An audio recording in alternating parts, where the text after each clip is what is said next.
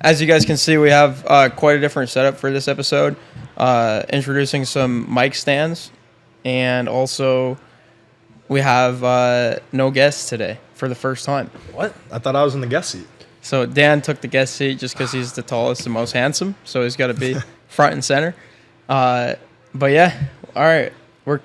So basically, what is this? I think episode 20 of the podcast. And so we've done 19 episodes before this, all interviews with people outside of us three. And we've been getting a bunch of questions on Twitter and just through people that have watched the show that want to learn more about us. So first off, thanks for your interest.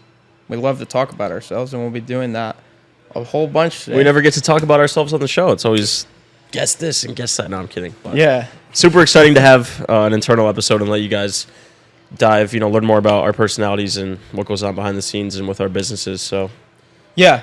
So structure for these episodes, in the beginning, it's going to kind of be all over the place. We're going to talk about kind of just relevant topics in the media, relevant topics within our lives, the different businesses that we're running, and also just listen to what you guys want to hear us talk about. So if you have questions or things you want to know about any of us or any of the things that we're working on, just reach out through social media, through Twitter, or wherever you like to find us, and send those questions. We're probably going to be doing these solo episodes once a month, I'd say. And so Dan actually came up with a great name for this segment. Members Lounge. So we're here in the Grand Cathedral Cigars Members Lounge in Tampa, Florida. So a great name for this segment of the podcast. But honestly, Christian, I don't know if you remember when we podcasted like 3 years ago, Real Talk University, we did our own one-on-one solo episode series. You remember what we called it? No. Come on. I don't remember, bro. All right, he's fired. Scott, get him out of here. Someone get security. Dude. Yeah, I don't know. Come on. The classroom? I don't remember, bro. It's like 4 years ago. Lecture series. Oh, yeah. Yeah, so Christian and I used to be prominent podcasters back in college days. But anyways, we'll jump into it. The format that we're going to take is every time we do a new Members Lounge episode, one of us three are going to be the host, and we're just going to basically start the conversation around certain topics that we want to talk about and that you guys want to hear from us, and kind of see where it goes. So this is going to be very new for us, especially with the mic stands. A lot of new stuff happening right now, so we're just going to settle in and get comfortable. So starting off for today, where I want to kind of start this off with is introducing the different businesses that we work on together and kind of talking more about our history in business and how we partnered up and how we all know each other. And then we'll go into specific questions and you guys can all share your perspective. So first off, let's just introduce ourselves again for the audience. So my name's Andre. Dan. Christian. All right, dope. We did that. And so I guess quick story. Dan and I are cousins for people that don't know. And Christian and I met in college, and then I introduced Christian to Dan, and that's how we all know each other. And I guess our entrepreneurial journey started back in college when Christian and I started the podcast, Real Talk University. That's how we discovered cold email. That's how we really just got super invested in entrepreneurship in general. And it wasn't until Dan moved back from Miami, where he originally went to school, moved back to Binghamton, where Christian and I were going to school, that we actually started on businesses together. And we had a couple failed ventures early on, all throughout COVID. And I guess our first real success was with KnowledgeX, which is our lead generation agency. Did that for a couple of years. Actually still working on that. That's the main business today. About a year and a half ago, so halfway through our journey with the agency, we started a coaching program with Daniel Fazio, or Cold Email Wizard, who we have an interview with on this channel if you want to go check that out. And then somewhere along the journey, we started a software or SaaS product called ListKit, which we'll talk about as well. So 3 different businesses, an agency, a coaching program, and a SaaS. I mean, that's like... For anyone who wonders why our agency's name is KnowledgeX, it's because we originally wanted to help coaching programs grow, and we pivoted into a lead generation agency, kept the name KnowledgeX, and now we have a coaching program helping other people with lead gen and scaling their businesses, so it's all kind of full circle. And it's funny, I met Dan where we were at Colonial, Yeah. We're at Colonial one night, out at the bar, having a couple drinks, and Andre's like, "This is my cousin Dan from Miami." I'm like, "Oh, hey, what's up, man?" Shook his hand. Didn't see him again for like a year, a couple months, and I thought that What was your impression? Firm handshake or? Yeah, good handshake. Good handshake. Tall, sturdy guy, well built, well mannered. A little jealous because he was going to Miami and I was stuck in snowy, depressing, sad Binghamton, which is where these guys are from. Jesus, bro. Yeah, It's not that bad. I'm not gonna hold back. It's I don't know. You little depressing you're there. from Albany. It's not much better. It's colder and more north. It's like diet Binghamton. You guys might have less sun than London and England. All right, I don't know, whatever. but We're all in that. yeah, met Dan one night at a bar. Didn't think I'd see him again. He goes to Miami, whatever. End up partnering on a business, and now we're roommates. So Yeah, now I got to live with the guy. Big mistake. Should have stayed Tough in Miami. life. you Tough should have life. known that night that he was stuck with me. Yeah. So Yeah, and then ListKit, which is the SaaS. So again, like agency business, coaching program, and SaaS. Those are like the three business models that I feel like everyone in our space has, one or the other. We have all three. It took us a while to get here. It didn't happen overnight, which we'll talk more about. And so the first question I want to start with, and I guess we'll just start with Dan and then go to Christian and then I'll answer it last, is just tell everyone what's your role in each of the businesses. What does your day-to-day look like? Yeah, so my role for all three is pretty straightforward. It's just sales. So for KnowledgeX, I still take all the calls. Basically, my sole goal is, hey, these guys do a great job of driving interest, either online or through our own cold email campaigns. My job is whenever somebody books in a call, just doing my best I can to actually get them to close and become a new client. Really not involved on the client side at all at this point, but still very much a closer there. At Client Ascension, I've become much more of a manager, which is interesting. I feel like I'm naturally better at the closing aspect. So this year in particular has been a lot of growing pains and just learning how to manage people, learning how to motivate people, how to be more of a numbers guys, and just have like all the back end operations set up, which is really more so Andre's strong suit. So they're much more of a team leader. We have 5 closers at this point, 2 setters, actually just brought on our 3rd, so doing a lot more hiring and all of that good stuff, but still just focus on the sales function. And then with ListKit, every now and then somebody will book in a demo, expecting a lot more once the SaaS officially launches, but a lot more customer support, not really so much of a sales role at that company. Unless it's somebody who's going to be an enterprise client, then I'll follow up with them pretty heavily and try to get them back on the phone if they express any interest. So yeah, pretty much all 3 just sales. And how did you get started in sales? So I feel like we mentioned this in a couple episodes, but me and you used to work at a call center back in high school. And I feel like we had different experiences where you liked lead generation, but didn't so much like the sales aspect of it. I just liked the sales aspect of it and didn't really know that much about the inner workings of lead gen, which is why you're more so the operations guy. But when we started our first marketing agency, I was like, yeah, I'll take all the calls, I'll close them. I didn't really know. I'd never done high ticket closing before that. And I remember it was like, next call was that day we acquired it, completely cold traffic through Facebook ads. And I binged like a 12-hour Russell Brunson course that day before. I was like up all night stressing. I was like, oh shit, these guys paid to acquire the lead. I can't fuck it up. And then next day it was like really, really throwing myself into the fire because these were all people completely cold audience from Facebook. Like they're telling me their personal life issues, how much debt they're in. They don't know how they got on the call. So I think the first day I was pretty discouraged because it was like 3-4 calls, didn't close any of them. These people were from all over the world. Almost none of them that first day had like any money to their name. So that was why they're on the phone in the first place. They want to learn how to make more money. Second day went a lot better. I think I ended up closing 2 of those deals and it was at like a $5,000 ticket. And I was like, oh, okay, I could do this part of sales as well. And then outside of that, I really just liked working with the team, meaning you and Christian. And obviously I feel like when you're a team player, you want to focus on what you excel in. So I was like, okay, whatever these guys are doing going forward, I trust them. I'll be the sales function and just really never look back. So it's been at this point, like total sales career, 4 or 5 years, been doing that consistently. And the high ticket closing part, more like 3.5 years. But yeah, I mean, liked it, continually got better at it, didn't mind it. So yeah, just decided to stick with it and build with you guys. Yep, and I'm the creative director at our agency and at Client Ascension. So my day-to-day is writing cold emails, tweeting about cold emails, helping people with their cold emails.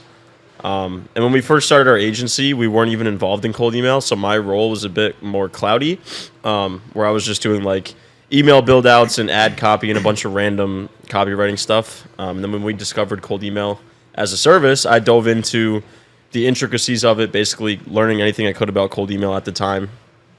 Shout out Alex Berman on YouTube and a bunch of great blogs available on Google, and Cold Email Wizard, obviously. But ever since then, I've literally immersed myself in cold email pretty much every single day for the past 2 to 3 years. So if you've ever seen my tweets, you've ever been on a call with me one-on-one, you've ever worked with me, you know that at this point, cold email is like a second language to me. It's just something that I've basically done nonstop for the past 3 years. And it's a really singular focus, right? Where if you want to talk to me about email newsletter flows or ad copy or, writing a long form direct response sales letter, I can help you, but I can't confidently say I'm one of the best at what I do in those areas. I have a very specific avenue with copywriting, and some might say that limits me. But I say being that specific is a benefit because it's something that I can make myself known for and I can actually provide value with to all of our clients and students. So that's my day-to-day. I do manage a copywriter at the agency. We do a lot of work together managing client campaigns and stuff like that. And then I work with every Client Ascension student that comes in to help them write their cold email campaigns. And yeah, that's pretty much it for me. It's a lot of fun. I love writing and helping people and helping other people make a lot of money.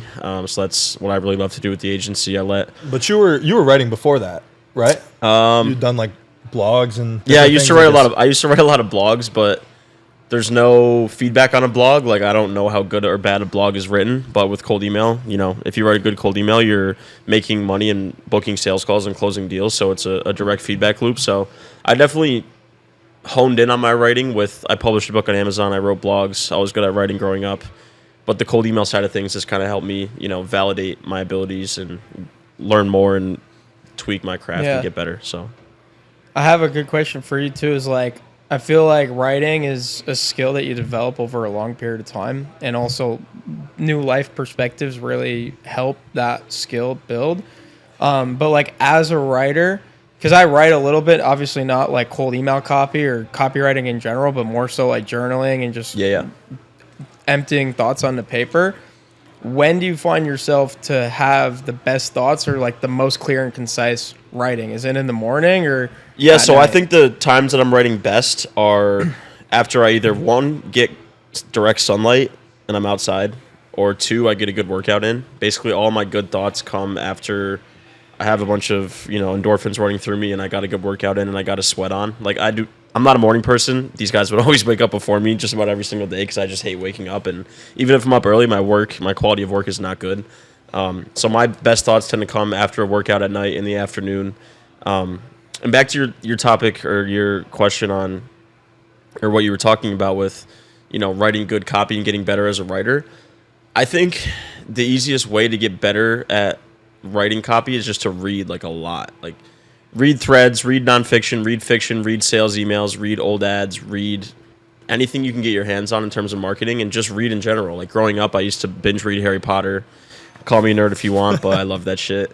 What a dork. I probably have it's fire. I probably have a shelf 10 feet tall filled with fiction books that I read growing up. Percy Jackson, the 39 Clues or whatever it was called. Literally any fiction book I can get my hands on, I was obsessed with as a kid. And I feel like that's something that the generation growing up is going to get to experience because all these kids are scrolling TikTok and making videos and playing video games instead of reading, which I think is a major loss for the next generation. But reading is ultimately what I think got me to being where I'm at with my level of writing. I was naturally good at writing growing up. And yeah, just reading as much as you can, writing a bunch of copy. Like, I feel like you have to warm up the muscle, like especially if I'm writing a long form email that I haven't written in a long time, like a sales email or like an email newsletter. The best emails that I write come after I've written 3 or 4 in a row and I've got my muscle back, right? Because I'm so used to the short form cold email copy. So when I actually open up to the long form copy, I get back in that groove, and then I get back into the email groove when I'm writing cold emails all day. So read a lot, write a lot, put in the reps, and you'll get there. So that's pretty much it. Cool. So if you're noticing a theme, basically Dan handles the sales side of the business. Christian really focuses on the lead gen side of the business. And I feel like, and you guys tell me if I'm wrong, but our biggest breakthrough in business was when we started to understand how businesses are actually meant to work. Yeah. Which is as a lead gen unit that funnels into a sales unit that funnels into a fulfillment unit. And Fun fact, I grew Andre's Twitter before mine, so we're both over 15. You're at like 30, so Dan's next. Yeah. Gonna start ghostwriting for Dan and get him up there in followers, and we'll have a trifecta here. Please. I Sir. texted him today. I'm like, bro, you got to change your profile picture for sure. I don't even know what it is at this point. But you Yeah. said it's like the three of us. Yeah, right now it's just the three of us. Papa Like, it's like Elon's gonna super take away the blue blurry check and for a little bit, though. It's fine. Just get a better profile picture. But anyway, so Christian Legion, Dan Sales. My focus primarily, as you can guess, operations and fulfillment. And so similar to Christian, how he grew up reading Harry Potter books and Percy Jackson books, I grew up building Legos. And it's the way I look at building businesses is a business. And I actually recall on a specific podcast episode we did for Real Talk with a guy named Anthony Trucks, the way he explained business to me was when I really started to get it, which was he just said business is a set of processes. Right. And to me, that just meant, okay, I need to build the processes or the systems, the automations, the structure, and then find the people to run it, right? Including myself. Yeah. Did you watch that back recently? No, I just... Dude. Did I you? think my memory's going, dude. I got to cut the drinking or something. I How do you remember all very certain... I have a very good memory. that? I can't remember anything. I have very good memory. So that, but I also remember things that had like a big impact on my life because right after I heard that, I actually took action and did things about it. So it wasn't just because I remembered a snippet; it's because of what happened after and how I recalled and tied back to it. But anyways, I heard from Anthony Trucks that business is a set of processes, and that got me super interested. And I think that I'm like traditionally operations minded because growing up, I'm super organized. I'm super like clean, OCD. And I was super successful at building Legos and following instructions and stuff like that. So yeah, my responsibility in each of the businesses is operations. I would say more of like a COO / visionary role because I still bring to the table like a lot of the visionary aspects that a COO might not bring. But the way I think in the day-to-day is very structure oriented. My question for you is how do you stay for me, if I have a set of things I need to get done during the day, I can bang them out. But if I sit there and I need to think about what I need to do and it's not clear what I need to do that day, it's hard for me to be productive. But I feel like for you, you kind of can operate well when there's not a sense of like a list of things you need to do. Like, I need to go hire for this role. Okay, there's nothing in front of me that's going to help me go hire a good employee. Like, how do you build the systems that help you, make good hires, scale a business, operate, that kind of stuff? I think it starts with being in the business for a very long time. Like you guys have seen this obviously since the very beginning. You remember, bro, I'll never forget this. We used to work out of like an incubator in upstate New York, and we used to run an agency that was like social media marketing focused. And I don't know if you remember this, but in our office, because we rented like an office for like $400 a month, we had a huge whiteboard on one side of the wall. Yeah. And basically, if you can envision this whiteboard, we had I think 4 or 5 clients at the time. So we had every client at the top, and then it was like a T chart. And under the client, it was like a list of to-dos. And I don't know if you remember, but somehow we discovered a tool called Trello, which was like, holy shit, we could bring this whiteboard online and not only be able to work on it when we're at the office, but be able to work on it whenever. And show the client that you're working on and show the client and invite team members from overseas and stuff like that. So that was like a huge breakthrough. And so I think for me, it was just a compounding of experiences and being in the business. And I think the way to be good at operations and like hiring for a role, like you mentioned specifically, is knowing what does that role actually consist of? Not what do you have to show? Because if the biggest thing people struggle with early on as entrepreneurs is hiring because they struggle putting themselves in like an employee's mindset, right? Like tomorrow, an employee needs to know when they wake up exactly what's expected of them and exactly what to do. An entrepreneur, that's a dream. That's never going to happen. Like Gary Vee, he's known for saying that he's the chief firefighter of his companies because he wakes up and he fights fires that he doesn't expect to happen. And so when you're hiring, you need to put yourself in the employee mindset of how do I structure a role so that they know exactly what's expected of them and exactly how to do it. And that doesn't happen if you haven't actually performed the role yourself or at least talk to people that have performed the role. Right? I mean, does that make sense? Yeah. 100%.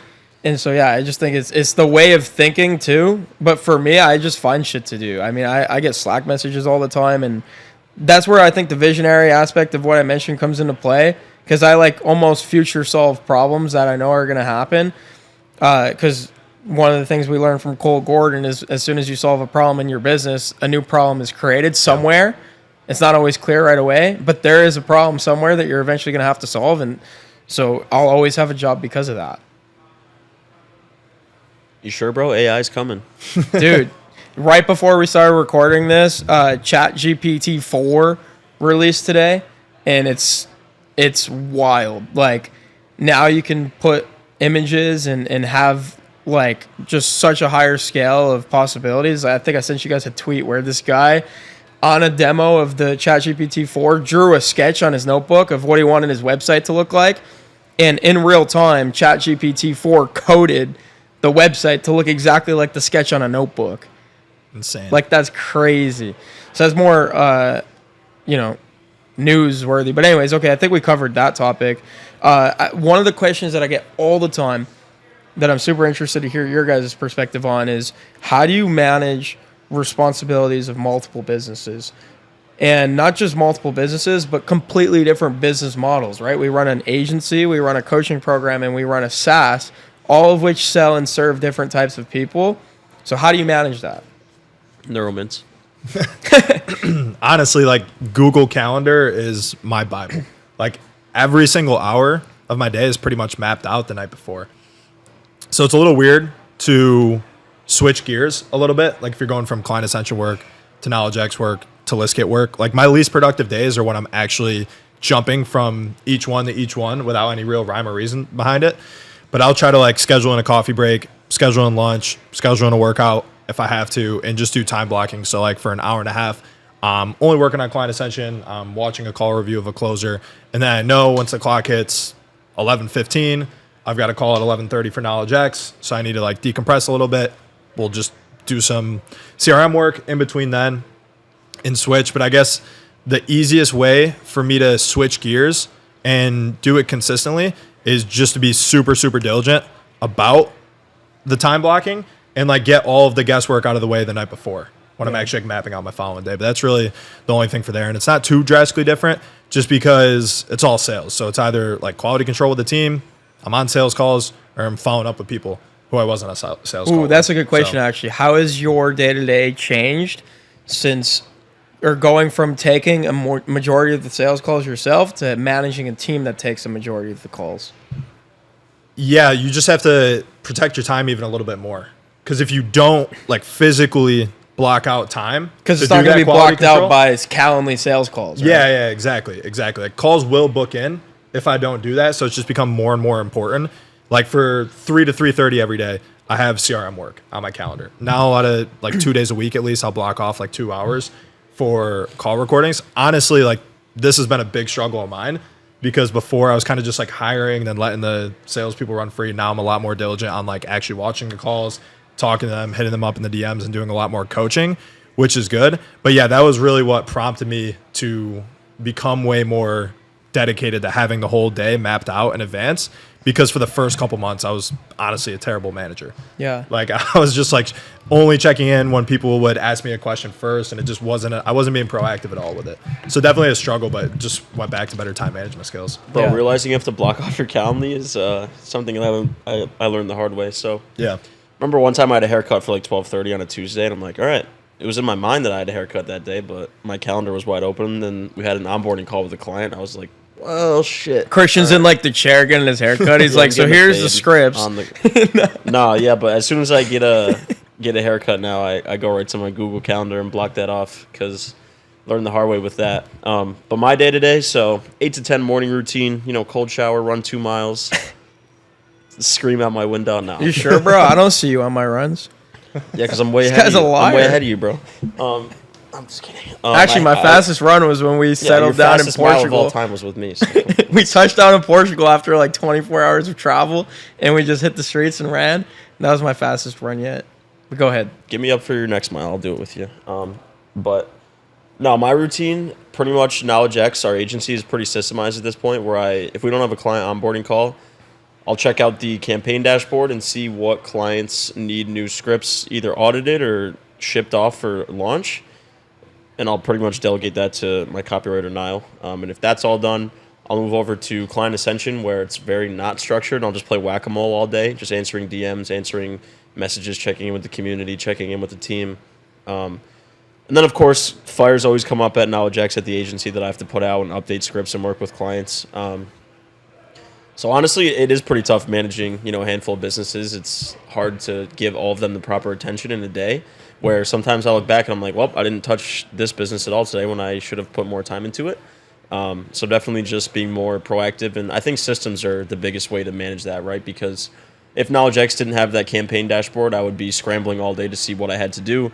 And now if I only need to put in 30 minutes to an hour of work on KnowledgeX, I can do that and not feel guilty that I'm missing out on something that I didn't do. Because if I'm up to date on all my campaigns, I'm pretty much set on that side. And then at Client Ascension, once again, whack-a-mole, that happens all day, every day. And then I think outside of the internal businesses, a big portion of what I do is just posting Twitter content, making YouTube videos, putting together guides. So if I have some free time, typically at night, I'll bang out a YouTube video or put together a really nice Google Doc guide that I'll give away on Twitter, which I know a lot of you hate, but get over it. It's a great way to grow. So, you can... Yeah, same question for you. I think something super interesting here is we've been in business for 3 years now. Yeah. And one of the more recent transitions all of us have made in our own, niches of the businesses is going from actually doing the work to finding someone to do it for us. Yeah. And you call it management, I call it leadership. I think that's really the key here. It's fine. You'll learn. No, but so Christian, same question for you. What's the difference between writing scripts for a client and having someone now on our team that writes the scripts for the client? I think the biggest thing for me is just giving up creative control, which I struggle with. So when we first hired on our copywriter, he would give me scripts, and instead of giving him feedback, I would just change it to what I wanted them to be and then ship them off. And that's not a great way to teach your employees. So now I'm getting really good at, instead of, making my edits on my own, just going back and forth with him constantly. Like, hey man, this angle here, because with copywriting, it's all subjective, right? There's no right or wrong answer. It's not like deal, close deal, right? You close the deal or not, you followed up with the lead enough times. It's like writing words on paper. It can go a million different ways, and there's no right or wrong answer. So I think just kind of teaching Niall, the copywriter at our agency, how I would go about doing it to try to mold his thinking around how I think, right? Because I can't really teach him if he's doing his own framework. So I think by teaching him the way I think and just constantly, over and over and over again, giving him the reps that I mentioned earlier, right? Where you have to put in reps every single day if you want to become good at copywriting, in my opinion. So just teaching him, instead of doing it myself, being like, hey man, read back angle 1A here and tell me what you think is wrong with it or what can be improved. And he'll be like, oh, I didn't even notice that. Thank you, bro. And then he'll go in and change it. And it's just constantly, an iterative process with copywriting, right? Because you could teach someone how to set up a Zap system and they're good forever on that. You could teach someone how to set up a cold email campaign and they're good forever on it once you show them once. But with copywriting, it's not really a right or wrong answer. It's a bit of a gray area. So I think even me teaching someone else how to do it is helping me become better at, become a better copywriter. Because if I can explain it to someone in a very basic structure, then that means, I know what I'm doing. So definitely an interesting process for sure. Yeah, 100%. I guess my answer to the initial question of how do I manage responsibilities with 3 different businesses, I think the number one secret, and let me know if you guys agree with this or not, is the fact that all 3 businesses are pretty much complementary, right? Yeah. The agency does done-for-you lead generation. The coaching program teaches others how to do lead generation. And the SaaS is a tool for people who do lead generation. Yeah. And so I think a lot of it is just really understanding the businesses that you're running. Yeah. We took on a project with an agency. I'm not going to mention, names specifically or anything. That was way out of our wheelhouse. And we had a lot of success with agencies. So we figured, we know what to do. We could come in and figure out lead gen. We'll figure out sales, and we'll figure out fulfillment. And it didn't work out that way. And it was as of right now, a failure. We could definitely turn it around. But I think the secret with running multiple businesses is ask yourself the question, is this actually going to complement what I'm already doing? Yeah. Or is this going to open up the potential to take over more of the market I'm already in?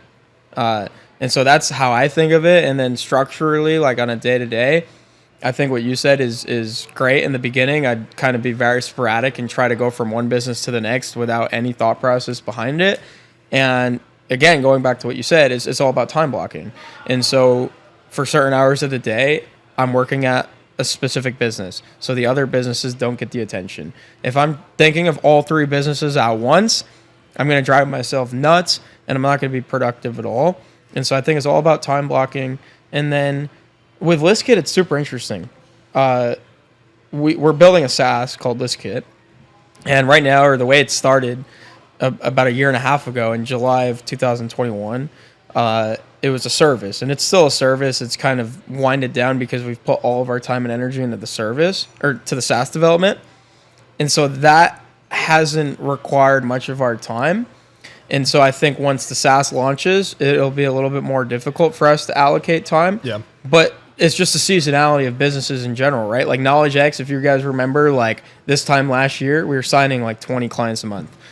Recently, this month, and this year, we've probably toned that down to 5 to 10 clients, and obviously our service changed, our pricing changed. But I would say, like, if you asked me this question last year, KnowledgeX was probably 90%, Client Ascension maybe 10, and now it's maybe even the opposite. And so things change, and you just have to be able to adjust on the fly. I feel like you got to know your limits too. Yeah. Like with things that come naturally to you, you can just kind of dive in. But like sales management for me, didn't come super naturally, so we paid for consulting.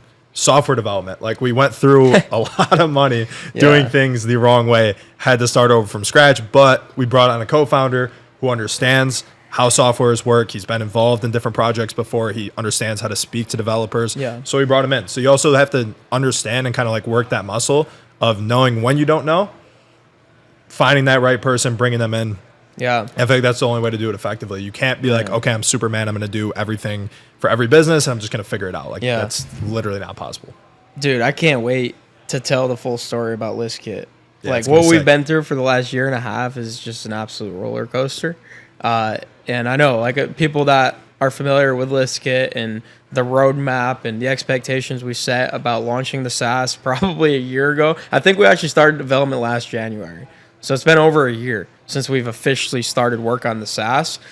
We've put over $100,000 of our own money, self-funded, completely bootstrapped into the project. And man, we've faced so much adversity with this business. And so I really just can't wait. We should probably do a whole members lounge episode when we launch or maybe even after we sell the company at some point in the future, because that's going to be a cool story to tell. Members lounge in Vegas. Yeah, it's going to be... I'm super excited about that one too. Yeah. Because the product is just so good now. It's so good. It's so good. And that's like part of my personality, and even all of us in general, is like we really want to put out good services and products. And so that's why we haven't put it out for the longest time, because it's just not good yet. But it will be when we put it out. That, one thing I want to say too, I heard Alex Hormozy talk about this on a podcast, and I think I heard it from both of you guys in different wordings, is instead of doing your best, do what's required. And I think like when you're running 3 businesses, you have to understand there's 3 separate responsibilities, the 3 separate teams, 3 separate types of customers. And at the end of the day, as business owners, we're responsible for those people. And even though we did our best, it's not always what's required. And so putting in the extra hours, sacrificing, doing other things in your personal life to prioritize this business, like we've all made those sacrifices, and we've all experienced the opposite flip side of that as well. I have an interesting go ahead. Little question here. What's like a non-negotiable for you during the week outside of work? Like for me, it's going to the gym. I have to go just to clear my head, get a workout in. Non-negotiable? Well, for me, it's obvious, running a mile a day. Yeah. Going to church. I also like to read every day. I make sure that I talk to family every day. But one thing that I actually learned from you, Christian, is thinking. This can't be good. Okay. I was gonna say. What did you say? I said this can't be good. No, thinking, most of the time it's not. If it's not good, I probably wouldn't mention it on this podcast. But thinking. So making time to think. When you run 3 businesses, you guys probably feel this, during the middle of the day, it's very chaotic. Yeah. And there's almost no time to be with your own thoughts. And when you are with your own thoughts and you have time to process everything, that's when the best ideas come.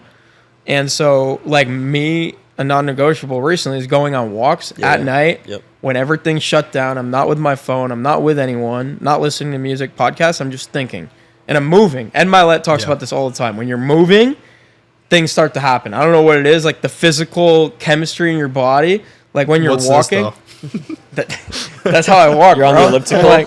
No, but like when you're moving, there's something that happens yeah. in your body that sparks Christian. Well, So Yeah. brings out the endorphins, right? I don't know. Yeah, Not a my science. non-negotiable is pretty much the same You're thing. what?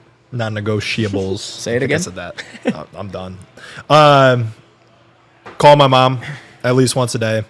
Work out every day during the week. Work out, bro. And then the last one is have lunch, which sounds very basic, but there was a stretch from like when we first moved down to Tampa from January like 1st to like into the summer.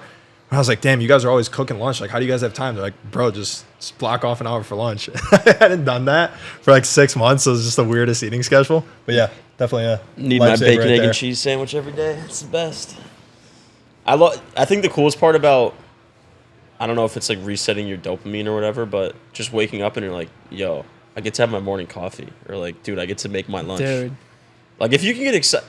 I think I read a tweet from like Seb Gorgie one time. It's like, I get excited about my morning oatmeal. I'm like, yeah, dude, waking up, I'm like, I get to go get my coffee. I'm going to take a walk, get my coffee, start my day right. I think if you can look forward to the little things, like we're going to get dinner after this, I'm pumped. Maybe get some tiramisu, who knows? yo, But- actually, can you text Daniel and let him know we're not gonna make dinner?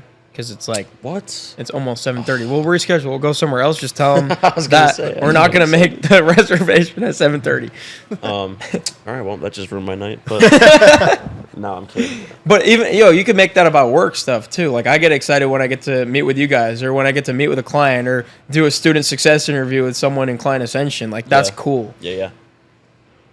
I think shooting YouTube videos is that for me because I can just be myself on camera. I don't know how to explain it. Yo, dude, I actually said this I was on a guest coaching call for some other community today, and like I was just super excited, and they're like, "Oh, thanks for coming on." I'm like, "Thank you guys." Like, there's something about being able to answer questions. Yeah. Like Yeah, when you get a yeah. question, you're like, "Oh, dude, like I actually can give you a really good answer to this." Yep. Like actually being in a position to help people is one of the coolest feelings. Yeah, I agree. 100%. So, all right, enough about business. Let's have some I fun. have like 5 different topics on here that I eventually want to cover. I think we spent enough time on business, at least for this episode. We'll come back to it, I'm sure, with some of these questions. So, another thing recently, like Christian mentioned, we were all in upstate New York going to school at Binghamton University, and we all had a goal after graduating to move out. And Florida was number 1 on the list for sure. We didn't know where exactly in Florida we wanted to move to, but we ended up choosing Tampa. And I feel like for the first year after moving, we got that question from Why'd you choose literally Tampa? everyone. Why'd you choose Tampa? Why not Miami? Why not Miami? And so I want to ask you guys, why did you choose Tampa? But even more to that, what has been your experience in Tampa basically a year into the journey so far? For me, the Kid reason, loves Tampa. dude, I'm a Kid loves Tampa evangelist. No, the reason I think we decided we wanted to do a state with no income tax, which was like Texas or Florida, right? Growing up, the big thing was, oh, you get to go on vacation to Florida, like you're going to Disney, right? So we came down to visit Tampa. For me personally, it was like Tampa or Miami because I want to be near the ocean, right? Like Jacksonville, no offense if you're from Jacksonville, but not the most desirable city. Orlando, landlocked, big tourism city, not much going on there. Tampa or Miami, right? And a lot of people love Miami, rightfully so. It's a great time to go out and have fun. I have zero self-control, so it's not for me. But yeah, Miami for me, it's just like when we visited Tampa, I hadn't actually been to Miami, but when we came here, I just love the city, right? I like to describe it as the most, I call it the cleanest city in America, right? There's not a lot of crime. There's not a lot of homeless traffic, pollution. Like, it's a very clean city. You feel like you can breathe here. There's not like overwhelming traffic and horns and New York City vibes in Tampa. So as soon as we visited here, I personally loved it, right? All the apartments here are super nice. It is expensive, but it's not Miami expensive. So you're saving money on rent, cost of living, all that good stuff. So personally, as soon as we moved to Tampa, I saw all I needed to see. And then my experience living here, kind of what you said. Yeah, I think just finding little pockets of Tampa that you can, become a regular at, or that I've become a regular at. Personally, this cigar bar, right? I'm here 3-4 times a week, working, smoking cigars, drinking wine, hanging out with friends. Going to the beach once in a while is a great time. It's like 40 minutes to some of the nicest beaches in the country. You can just go have a day trip there, enjoy the sun, enjoy some activities in the night time on the weekends with your friends that are always a good time. Going out, having a couple drinks. So I love Tampa. I want to be here, long term. I think it's growing. It is growing, every single day with new development and new people moving here. So Can't recommend it enough. I think we've persuaded how many people to move here? Like Quite a few. Yeah. Scott, Parker, Daniel came back.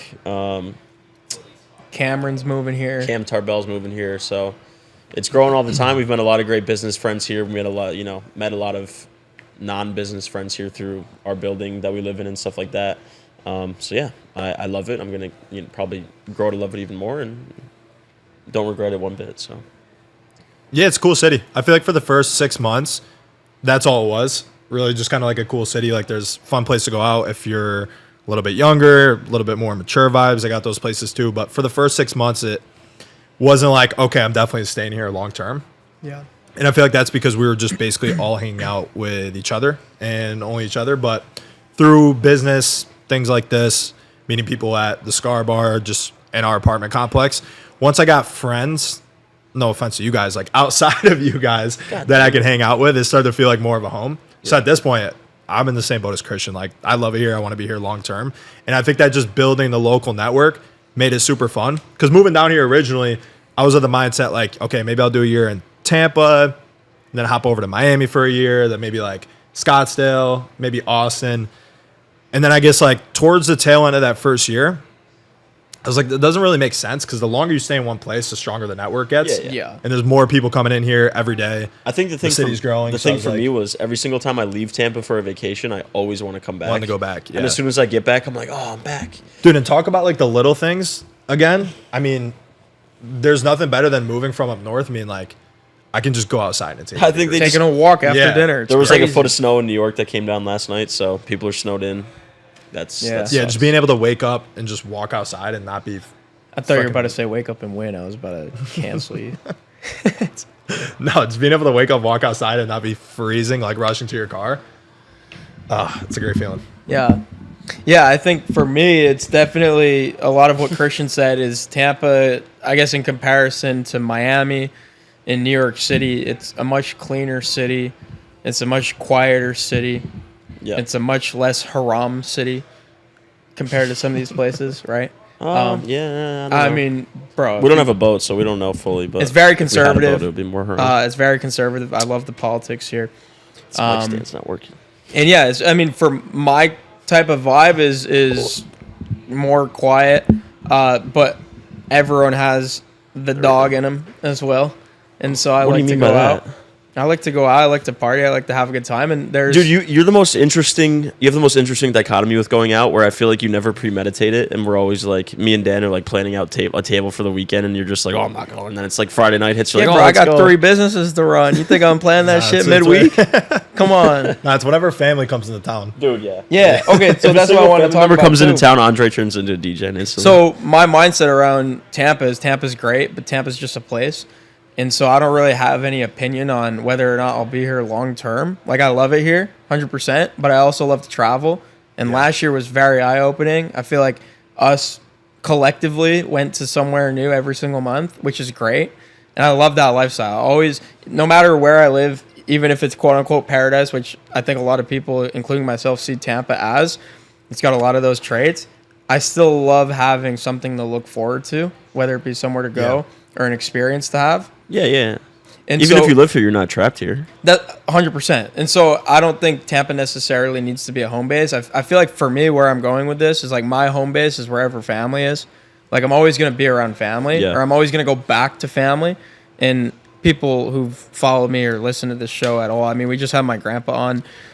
You guys know like how important family is to me, and I could talk about that more. But wherever family is really where my home is. And so Tampa's just a place. I love it here, but I want to travel. And yeah, I mean, Tampa's not a bad place to have a home base at all. I think the fact that all of us are here, and like you said, we're kind of building compound interest in a place like this with our networks and just social credibility. We're grandfathered in at the cheapest price of the members lounge, bro. I've also kind of established myself as the Wolf of Water Street, so I kind of got to keep that going. No, Nobody's ever called it not. that. I've kind of called myself that. Oh, okay, so that leads to the next question, which is super interesting, is how do you balance, because you mentioned, Christian, Miami and New York City, Boston, some of these in LA, like these places are more expensive to live, especially LA, Boston, New York, because taxes, right? Yeah. But Miami, rent in general is more expensive. But where we live in Tampa is still pretty expensive. And so what is your guys' take on balancing paying high rent while also traveling and traveling? Make more money. Yeah. I place such a high value on experiences that if there's a trip coming up and with the lifestyle we've created for ourselves where we don't need to be in a location to work and be productive, if I get invited on a trip, I'm saying yes 9 times out of 10, unless it's like... He's not joking. Unless there, it's like, I don't like. I was gonna say today that there was like 2 or 3 things that came up, and like this guy does not say no. Yeah, no, I'm down, dude. I'm down. This guy is always down. Unless it's a $5,000 yacht trip in Croatia, I'm not that rich, so I'm out. But brokey. Pretty much. Go ahead. Yeah. If there's an opportunity for me to travel, like my aunt lives in Costa Rica, my sister and my cousin were like, "You want to come with us? We're going for a week. We're gonna zip line and go to the beach and go through the national park and hang out with like monkeys and parrots." And I'm like, I'm down. Like, yeah, sign me up. It's like, how much do I have to Venmo you guys to go? So guy's an easy sell. Easy sell. Like Andre said, if I don't have a new trip planned in the near future, like 1 to 2 months out, I get really bored and feel like I'm stuck in the same place. So I need to have something to look forward to. And you're only young once. You want to see as much of the world as you can. And then balancing it with high rent, I think there's a big ROI in having a nice place to live and being surrounded by wealth and luxury and all this stuff is a really big motivational factor. Like, seeing a dude in, 3 different Lamborghinis and 20 different G-Wagons in your garage, you're like, I'm broke as shit. I need to work harder. Whereas if I was yeah, bro, you like my cars? Yeah. Yeah, they're all just parking them for you. But if I'm in a, apartment complex where every car is a hoopty and it's like a Honda Civic that's like 160,000 miles, I'm like, oh man, I'm doing pretty well. These guys are all driving Honda Civics. But when you place yourself amongst a lot of wealth and success, you really feel like, number one, you got to keep fucking moving it because you're not at their level yet and you got a lot of work to do. But 2, it's possible, right? Like if that many people just in your building can afford that kind of car, maybe they're not making the best financial decisions, but they have the means to afford that car, then why can't you as well? So. Yeah, the money's out there. I feel like we probably end up traveling at least once a month. Yeah. And I travel pretty cost effectively. I was going to say, we travel smart. Yeah. Like I've been out of state, or not out of state actually, but like away Across from Tampa. the state? Yeah, away from Tampa every time at least once a month minimum. Next month, going over to Austin, probably go back over to Miami for a little bit for the UFC fights, which would be fun. But I feel like that's enough for me. Like I love the lifestyle I'm living right now because after taking a trip at least once a month, I like being back in a routine for at least like 2-3 weeks at a time. And I feel like if I'm traveling too much, if it's like 3-4 times a month, at that point, I'm like, okay, I need to just go back and lock in for a little bit. Yep. But the cool part about all this is like whenever we take a trip somewhere, we know someone in that city. That's what I was going to say. Like, you went to LA or California and you just stayed with friends, right? Yeah. Shout out Diego and Tyler, the homies, some of my best friends. I went out to Orange County and they let me crash on their couch. So, you pay for a flight and you don't have to cover any hotel expenses. Then I traveled to Sacramento, stayed with my grandpa. Once again, no, cost of living there. You didn't pay him?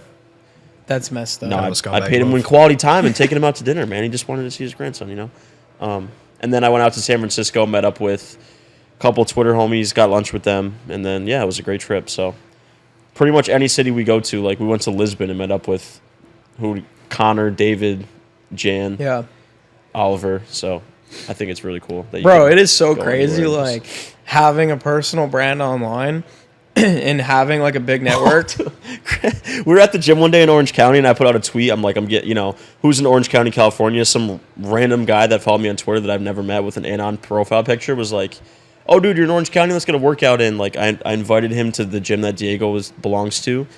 And I could have invited like a complete weirdo to show up and get a workout in with me. And it was like actually a really cool guy. He personal trains for a living. That's cool. And he kicked the shit out of me for 30 minutes and it was a great time. And just all through Twitter network. So it's crazy. Yeah, like I remember last year there was like this crazy hurricane that was supposed to hit Tampa, and so we had to book it to Vegas, and we had a pit stop in like Hurricane City, or what was it called? Huracan. Just Huracan, Utah. Funny enough, Utah, yeah. Huracan while there was a hurricane. But like middle of nowhere in Utah, and I just put it out on Twitter like as a joke, and like 3 people hit my DMs. They're like, "Yo, you're in Huracan?" I went to Charleston, South Carolina, and I had coffee with one dude, and I got breakfast with a client at the time. Like every single place we go, we meet somebody that we know from online. And everyone's like, that's so weird. You guys bond with people that you know on the internet. And it's like, yeah, I don't know how else to explain. I mean, it's like, how else are you going to meet friends? Like, people off Twitter don't get it, where it's like, but like, think about in real life, how do you meet a friend? Like, you don't know them before, right? Like, yeah, but it's usually organic, not like premeditated. Yeah, going I guess hang that's out. true. Yeah. But I feel like every experience we've had with meeting someone online has been pretty positive. Yeah. 100%. Yeah. So I don't know. I just think it's a cool feature with like social media being able to give us that reach to people all over the world. Yeah, my family is always mad sketched about it. Like, we go to Portugal and we're with like 13 people the next night that we know from the internet. It's like, how in this one place in the world that we've never been to do you know 13 people to get together and have dinner with? That are all running businesses too. Yeah. It's crazy how many. So I guess it's a sign for you guys in the audience. If you don't have a lot of friends, or if you don't belong to a wide network, like, get on social media and just start talking to people. Watch my cold DM video on how to grow your network. Yeah. Okay, so that's cool. Moving to Tampa. I want to move on to the next topic. Do you guys want to talk about sports or the SVB situation next? Good for whatever. Let's do SVB. All right. So if you're listening to this podcast recently, depending on when this goes out, I'm not sure how recent, but I'm sure it'll still be relevant when you're listening to this now. There was a recent happening in the United States with SVB, or Silicon Valley Bank, that essentially went out of business, right? Yeah, there was a run on the bank. There was a run on the bank, which I think the last time that happened was in the Great Depression. Or Yeah, this was Lehman the second Brothers? biggest run on the bank. This was Lehman the Brothers? second since then. There used to be, like in the 20s, there were hundreds of bank runs, which is why they came out with the FDIC and all these policies to prevent that from happening. Yeah. Imagine if there was no FDIC. Well, I mean, we can can I talk withdraw about my the There FDIC. may not be in a couple I was going to months. say, the FDIC doesn't have much funding to begin with, so we could talk about that. Don't say that. I mean, we could talk about that. Or What they else? could just turn the money printers on. It doesn't matter anyways. But okay, so that happened. And obviously a lot of people's attention are on this, and they're asking, how is this going to affect me, or what's going to happen from here? We're not going to be able to tell you the answer to that, but I'm interested to get your guys' thoughts on it, because I think that happened on Friday, and it was a pretty big surprise. Oh, yeah. I don't think anyone expected it, except maybe someone like Peter Thiel that was like actually involved behind the Yeah. scenes, right? So for guys like us, that really came out of nowhere. And then over the weekend, even the question was, are they going to get bailed out? Which obviously, like, hopefully, because there's a lot of... They did. Yeah, They are going but to. remember, like, on Sunday morning, Janet Yellen came out and she was like, yeah, we're not gonna bail them out. Yeah. I thought they actually handled it well. Because in like 2008, the main fuck up, for lack of a better term, was that they also bailed out all the people associated with the bank. So even though they were committing malpractice, if you want to put it that way, Yeah. all of the higher ups at the bank still got insured, still got compensated. And this one, they're kind of letting the people who run SVB sink with the shit, which I think is good because they're way over leveraged and they But just protecting weren't nearly the- they're just protecting the actual depositors. Depositors. Yeah. So I think Super they did it. interesting. Wait, what caused the domino effect though? Like, why did it crash?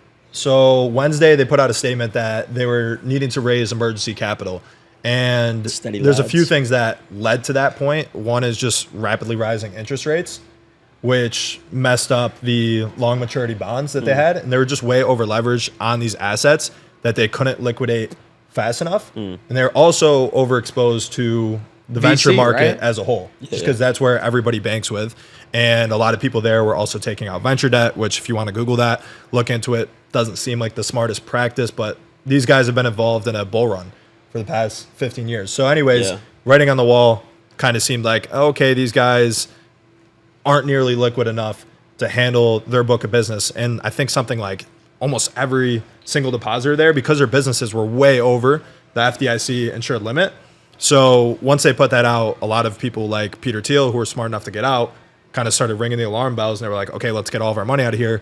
Too many people did it at once, which caused a bank run. They just ran out of funds. I think I think the scary part is if like any bank in the world had that instance happen, it would be fucked. Like, what if your local credit union, Susie and Tom and Sam, all got scared and like raised a community meeting, like, let's take So our that's- money that's out. So that's what's going happening on to right regional now. banks. Yeah. That's the scare. It's the Signature ripple Bank effect. next, and then I think it was like 20 or something regional banks. Yeah. So exactly like you're saying, like mom and pop banks, that's happening because there's a ripple effect. So what the fuck are you supposed to do with your money? So Put under a pillow. yeah, yeah. So that's the interesting question, right? That I feel like everyone's asking now is, and I've talked to a lot of people about this, is like, as young entrepreneurs and business owners, like, what does this mean for me? And not only that, where do I put my money? Because the super interesting thing is the stock market is like up, Yeah. which makes no sense to me. Because the CPI did better than expected this morning, Yeah, but it's still 6%. but it's better. Like than inflation's expected. still rising pretty rapidly. So like that's super interesting, and I don't think that's why the market is up. I don't know why the market is up actually. It's super surprising. After like the biggest bank run since the Great Depression and the market's rise, I personally don't understand it. I could be missing something. Honestly, could just be the government pumping stocks again, like Yeah. they did Yeah. to avoid mass panic. Because the only thing that's keeping a massive bank run and the FDIC from kind of collapsing, because they really don't have that much liquidity, or having to like print, billions of more dollars, is kind of the public not pulling all of their money out. Bro, Yeah. how can we just get like 1% of the printer, bro? That's all we need. But that's You the gotta create your interesting own money too. printer. Like they can create, called they the can high-ticket create 10 offboard. billion out of thin air, and if you capture 10 million of that, you're set for life. Like what the fuck? Yeah. The interesting I feel so thing stupid. with the like the backstop, right, is that they came out and they said that taxpayers aren't gonna pay the price for this. Yeah. But where are they gonna get the backstop? I feel like they're gonna get it by increasing taxes. Well, no, I think they're just taking a bet, and I don't know if it's a smart bet, that them insuring all the depositors is going to stop mass panic. So it's going to be good. It's going to be kind of hanging on by a thread. And over time, they think that they'll make money on it. Because if you look at all the money that they pumped into the banks in 2008, the U.S. government made billions of dollars on Yeah, it. Like they yeah. profited a lot from that. So they're hoping that if there's no mass panic because they did the right thing and insured all these depositors at SVB, people will stay put for long enough. And since the government ended up bailing them out, they'll make money in time from those banks. I don't know if they'll grab equity from the startups that are involved there, because SVB had equity in a bunch of those little startups. But I think that's what they're hoping on. Now, if there's mass panic, they're kind of we're kind of shit out of They're luck. further in the hole, right? Yeah, and you have to print money, and I don't know, you can't just keep printing money unless you get money from another source. So yeah, I figure it will be. But obviously, they're going to tell people what they want to hear. Yeah. I feel like in the back end, they're going to be increasing taxes and we're going to be paying the price, whether it be now or long term, which is unfortunate. But that has a lot to do with policy. And I think policy will change with the next term, I hope. But that's just my thought on it. I guess the bigger question that's more relevant for people that are listening is, like, one, where do you invest your money? Are there any investment opportunities out there that you guys strongly believe in or are confident about? Because I don't think the market is one. Crypto, potentially. Crypto's up. It's on a bull run today. I think Bitcoin is up 16% based on this news. But it was down 10% like last week. So Yeah. Yeah. probably not that up Yeah. that much. I think since this year, I think it went from like 16 to 26. But like if you look at it further drawn out, it's definitely down overall. So it's interesting to see how that reacted. So one, where are you putting your money? And then two, how are you making changes to how you're spending your money? Because I feel like when there's uncertainty in the market, whether it be with economics, the smart thing is probably to change your spending limits, right? You fucking tell me, dude. I haven't been investing for a few. It's been a few months. I haven't invested in anything. I've just been sitting on cash because I've been waiting for the event that's going to tank the markets and let you invest for pennies on the dollar. And now it's like cash in your bank is in jeopardy. So I don't know. Enlighten me. I don't know. I've just been kind of staying the course and diversifying a lot, like bonds, S&P 500. I invest in like this private credit fund, a diversified real estate fund. And then I guess with the recent news, like last time I got a bigger paycheck or distribution, I just kind of sat on all of it. Because at this point, I'm like, this seems super shaky. But as long as I have enough accounts to stay under the FDIC limit, I'm like, that's kind of all I want to do right now until this shakes out. So yeah, I guess sit on it unless you're over that $250,000 limit. And if you are, get a new bank. Probably banking with a bigger bank is a better thing now. Yeah. Because I feel like the downstream effect will affect the smaller banks more so than the top 4, top 10 banks in the world. So yeah, it's really, I don't know what's going to happen, to be honest with you, but I guess I have been like pulling back a little bit, but still just diversifying on a smaller scale. Yeah, just thinking more long term and not overreacting on short term news. Yeah. No, like the last investment I made was into like a Roth, which I never had before. So I was like, okay, it's still like a future bet on the economy. Yeah. Because like there is a scenario in which shit goes completely south. We enter World War III. We become China's bitch. And like now nothing looks good. But at that point, I'm like, okay, I lost the bet. We have bigger problems now. Yeah. Yeah, I don't So know. it's whatever. I don't know. I feel like if my cash in my bank isn't safe, like everything's fucked either way, and like I'm gonna be trading guns for potatoes, and I don't know. Just Yeah, that's the interesting thing. I is, just like, I don't know. For me right now, it's like every investment form is like a distraction, and I'm just staying in cash and just working on the business, and that's the biggest investment for me is just growing a business, I guess. I guess the reason why I'm not worried about it is because all of our businesses are not recession proof, but they're things that people are going to need regardless of market conditions. Like we're Yeah. not working on an NFT project, right? And we're not working on a service that's seen as like a luxury good. It's services that people have always needed and will always need. And even if it gets to a point where, let's say, with AI, the typical agency model is just completely done, like people are still going to need lead generation in one For way, whatever shape, the or form. AI So, business is yeah, so selling, if you yeah. still like kind of keep your finger on the pulse, you're gonna be good. Which I guess is all we're kind of doing now. That's like the only reason I consume news in the first place. I hadn't watched cable in forever. I try not to look at any news on social media. Like my Twitter feed is all like business or just like UFC. Even and talking about sports this shit just freaks me out. Like, you step outside and you're like, oh, everything's fine. Then you get into this conversation and you're like, fuck, it's over. You can't control it anyways, so it's like, why even stress about it? I guess it's good to stay informed, but at the same time, it does nothing for you to dwell on it. Yeah, not to dwell on it, but to plan decisions smartly, because I feel like when stuff like this is happening, you can either focus on, okay, everything's going to shit, poor me, or where's the opportunity? Because there's always opportunity. Yeah. And I think that's really where you should be looking. I want to say one thing that for one of you mentioned, but like, yeah, Christian mentioned being like working on a business. And I feel like, yeah, there's all these asset classes out there like real estate and stocks and crypto. But I feel like in a time like this, the best asset class is really like yourself, which is being able to produce and generate revenue through a business or as a business owner, whether it be developing copywriting skills, sales skills. Hormozy? I was going to say S&Me. S&Me 500. That's the corniest shit I've ever heard. I almost unsubscribed to Hormozy because of that. Ghostwriter now. But like, I think that's key. And if you are in business, there's a few more relevant things to mention here, which has to do with banking.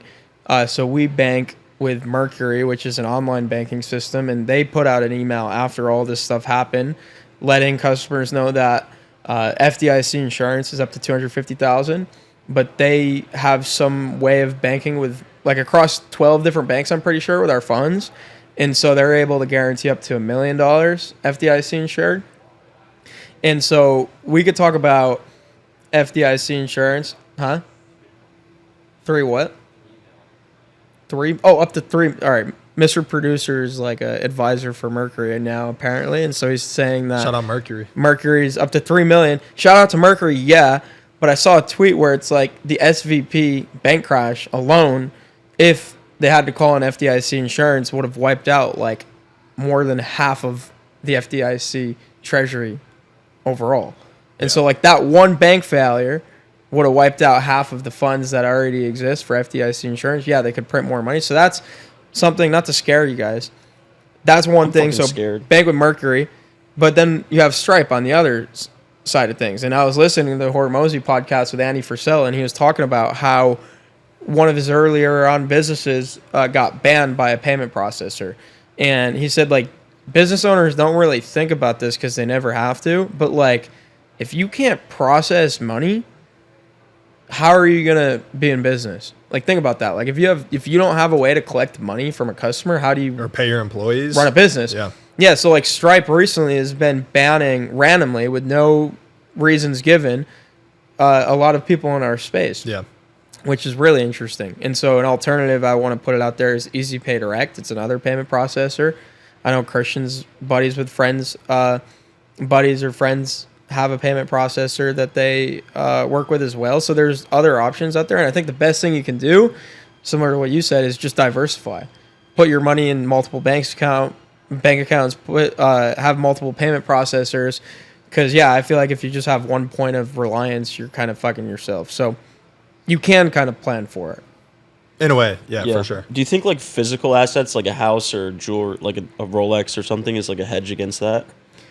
Well, we were just talking to the guy that does the watch podcast here, and what he was saying, which is very obvious, is like Rolex market tanked.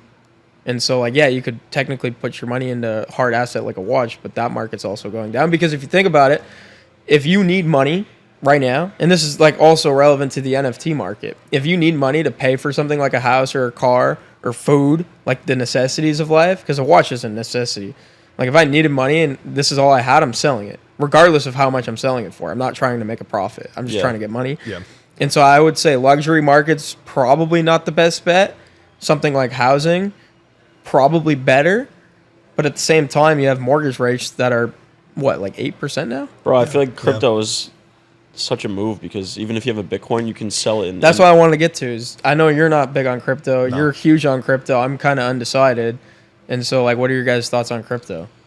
I mean, every bank stock went down and Bitcoin and ETH went up. It's like, I think I'm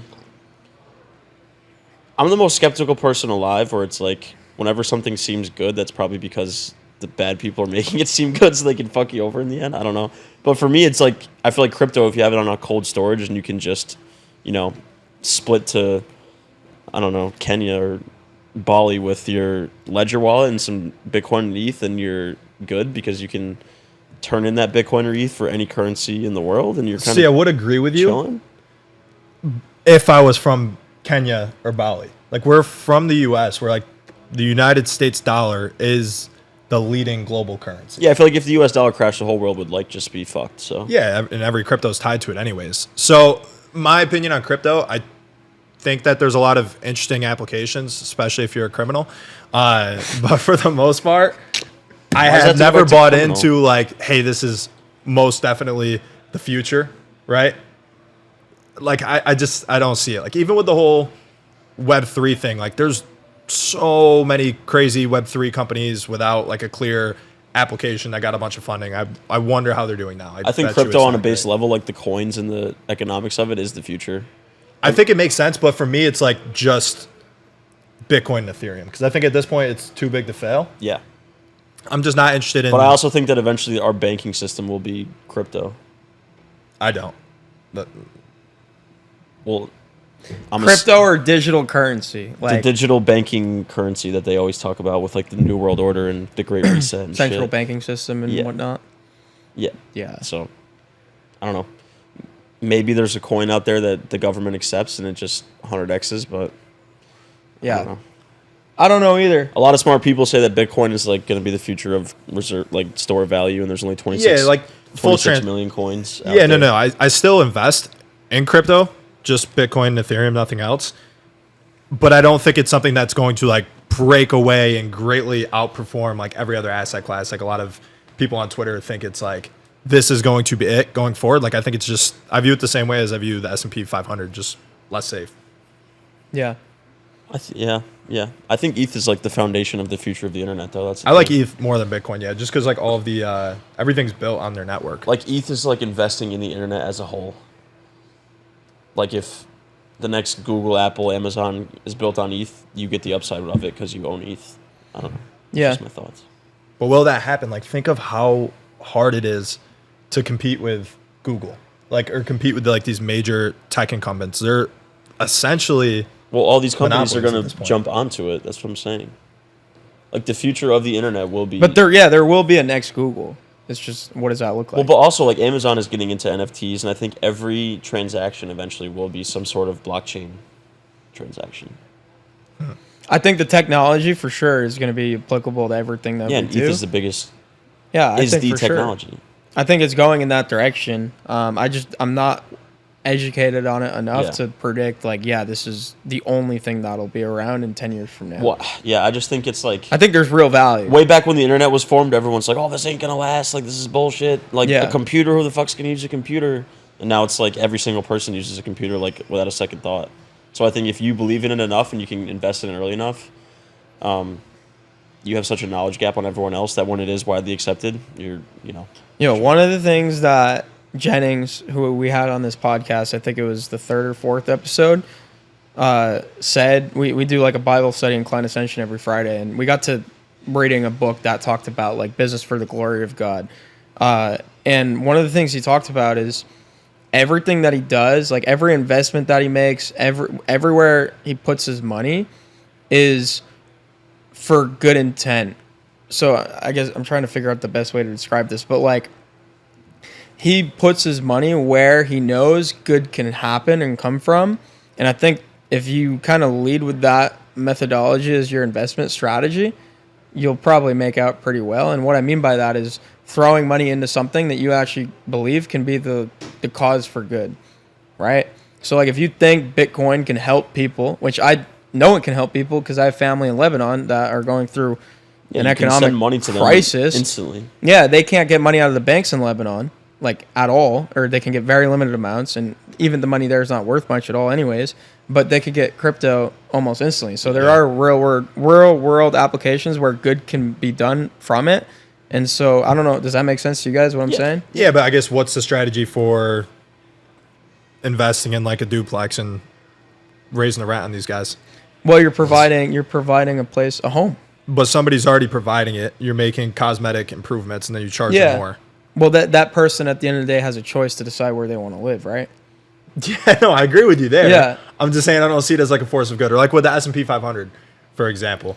Like, I probably don't align with a lot of things like Zuckerberg's doing in this dark room, like controlling the world, but I still think it's a good investment. Well, I think overall, just the foundation of it is you're putting money back in to stimulate the overall economy, which is going to have a great impact on jobs. It's going to have a great impact on technology being developed. And so I don't know. I just think if you can ask yourself the question is like, how is my money being used? It's probably more applicable to like, where do you donate your money? Yeah, that's what I was saying. I see it more as like a donation strategy as opposed to like an investment strategy. Dude, I stimulate the Tampa economy so much. Yeah. That Bar Howard money just goes right back into the economy. It's crazy. Okay, so we have one more topic. This will be a lot shorter, and then we'll wrap. What are we at, like an hour, Scott? Oh, wow. Nice. We like to talk. Real quick. So we're part of Money Twitter, obviously. That's where we come from, or that's how a lot of you guys know us. Name 5 brothers, bro. What? I said name 5 brothers. All right. Name every Greek alphabet letter. Yeah. And so I feel like a big vibe on Money Twitter is that sports doesn't really have a place, right? Yeah. Yeah, you're a normie. If you wear a person's jersey, you're a cuck. And looking directly at Christian walking into the Tampa Bay Lightning game with his 5th jersey that he's bought this week. Yep. Yeah, so I want to kind of talk about that topic. And I know you guys sports gamble. I sports invest. It's a lot different than gambling. Bro, I have a fat investment on Houston. I look at it as investing rather than gambling, but we could talk about that. No, you don't. And all right, I've made one investment this year, and it was on John Jones, who won very easily. So that's why you hate John Jones. And why did what is he doing for the good of the people? Why did you? Yeah. You like to invest in things that do good for people? What did that do? Secondhand market, bro. Come on. He put my hometown on the map. True. That's the good end. Did he though? Who knows that he's even from Binghamton? Oh my God. But I think what he really meant to say is even he gives into his vices sometimes because we're all out drinking, having a good time, and he knew that we had a ton of money on it, so he's like, "Fuck, I got to get into the action." He got the gamblies, which happens from time to time. I got the what? The gamblies? The gamblies. Sometimes you just wake up, you make a parlay because you have the gamblies and go on with your day. Get the gamblies every morning, bro. But yeah, I mean, we had I think we all had a lot of money on John Jones, which was great. Got the W, greatest of all time. You betting this weekend on the fights? What fights? Usman and Gaethje. Usman versus Edwards, right? Usman versus Edwards, and then Gaethje versus. Dude, I think it's like we definitely have to do Saturday night now. No, but my focus is on March Madness, so I didn't even know there were fights, to be honest with you. But yeah, sure. Yeah, we got a bracket pool going in Client Ascension. Yeah, like half the people are like, "Yo, what is this? What is it? What is They're like, just "What?" Announced that we're giving away a gift card to the winner. And we'll get a bunch. We got like 4 signups, and then Christian's like, "There might be a prize," and it's like 10 more people join. Yeah. So it's funny how you can motivate people. But yeah, I mean, we could talk about sports all day long, and we don't have much more time left on this episode. I mean, what do you guys think? Think about what? The episode. Oh, I mean, pretty solid. It's been fun. I think we got more into a conversational groove towards the end there for sure. But Yeah. So our plan, like I said in the beginning, is to do at least one of these formatted episodes every month. We're going to call them Members Lounge series. And we're just going to rotate host every week, or every episode. So I was technically the host for this episode, and then Dan or Christian will be next. And we'll just basically just to get a glimpse into like how we plan this. We just met on a Zoom call last night, opened up a Google Doc, threw in a bunch of topics that we all care about and feel like talking about, and showed up today and hit record. So this might change and it might take on more structure, but yeah, I'm feeling pretty good about how this one went, and really like how we've had all of our success in business. It's by listening to the people's feedback. And so we definitely want to hear your guys' thoughts and feedback on this episode and all the episodes we've done up to this point. And that's really it. So one thing that you guys can do is our audience and people that enjoy this show is obviously like and subscribe the episode on YouTube. And even more important than that is sharing it with a friend or two that you think might find this interesting. And even more important than that, go to your local Apple store, get onto every iPad, MacBook, pull it up, put it on mute, play it, replay it. Let's boost the algorithm. This guy's trying to farm views. We don't. I mean, we don't have a guest on, so I was like, oh shit, we got a chance to plug. So yeah. there's a lot at stake here. If this is like our worst episode, we're gonna be like, fuck. What if it's our best? It's gonna be a the best huge episode. ego killer, but it's all good. Part of the process. So, yeah. All right. Good stuff, guys.